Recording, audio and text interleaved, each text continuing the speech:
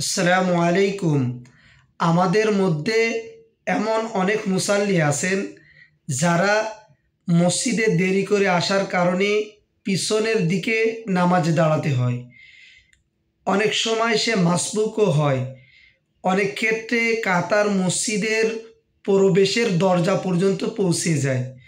কিন্তু আমার লক্ষ্য রাখতে হবে, আমি যদি মাসবুক হয়েছি অর্থাৎ যে কয় রিকাত নামাজ পাইনি ওইটে পড়ার পর আমি যদি মসজিদের দরজার সামনে পূর্ব দিকের দেয়ালের সাথে আবার সুন্নাতের নিয়াত করে দাঁড়িয়ে যাই, তাহলে যে সকল মুসাল্লিরা আমার পূর্বে মসজিদে প্রবেশ করেছে তারা আমি নামাজে দাঁড়ানোর কারণে কষ্ট পাবে, আমার উপর বিরক্তিবোধ হবে।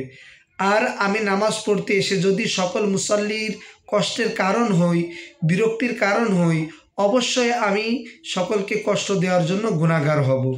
অতএব এমন স্থানে দাঁড়াবো যে স্থানে দাঁড়ানোর কারণে কেউ কষ্ট না পায়।